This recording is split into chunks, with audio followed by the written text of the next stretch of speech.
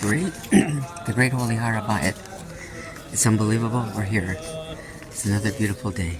And Hashem's light is shining down on us in the holiest place in the universe.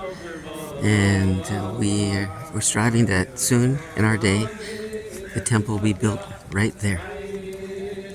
This week's Parsha, Hashem spoke from the top of the mountain. You know, Anochi Hashem, Elokecha. I am Hashem, your God. That means He's our master. And the people were frightened, very frightened. And they went to approach Moses.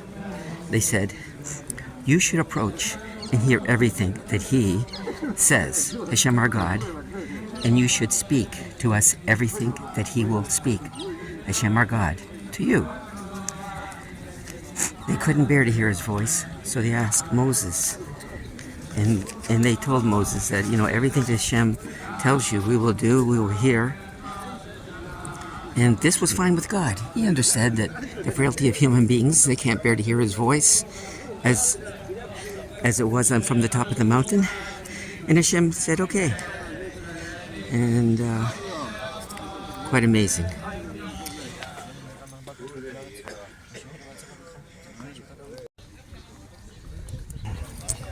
On comment from this week's Parsha, the Higudashe Harim in Likutei Harim, he said that arrogance is the assertion of self. Humility is the submission to God, whatever He demands. And of course, we learn a lot from this Parsha. As if God commands one to assume the throne, then humility demands that one not flee from the honor. Not to receive the honor is a sign of arrogance. He gives a little bit of an example of Saul when they were going to officially anoint Saul before the nation. He hid behind the equipment. He was small in his own eyes. But being small in your own eyes doesn't mean humility. God wanted him to be the king. Submission to God is to stand up and be the king. Of course, this is an extreme example so that we can understand what humility is. Even though he was a great king, he was a holy person from God, but still he made some mistakes. When God commanded him to destroy Amalek and kill all the animals, he didn't do it. He allowed some of the animals to stay alive because the people wanted the animals. And he thought, well, he's being a nice guy. But humility said, kill all the animals.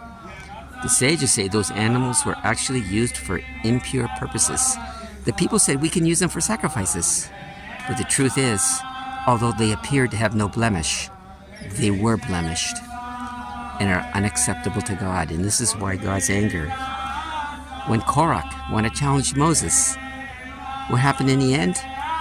Moses, who was at one point at the top of the mountain receiving the 10 Commandments, when challenged by Korach, Moses fell to the ground before Hashem. In the end, Korach went down into the pit, and Moses lived another 40 years and rested on top of the mountain. To act with humility at the time it is called for is one of the most difficult things, but with Hashem's help, all things are possible. And just something for us to think about.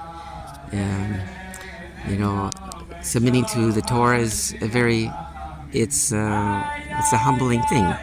Submitting to God, but we can do it because we're His children. He gives us His Spirit. And He says, in the end, what's He going to do in the land?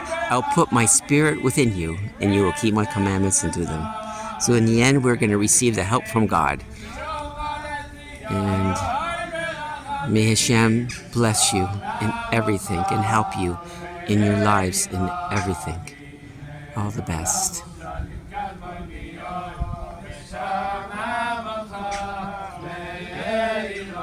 Yes, you're looking at the place where the temple will be built.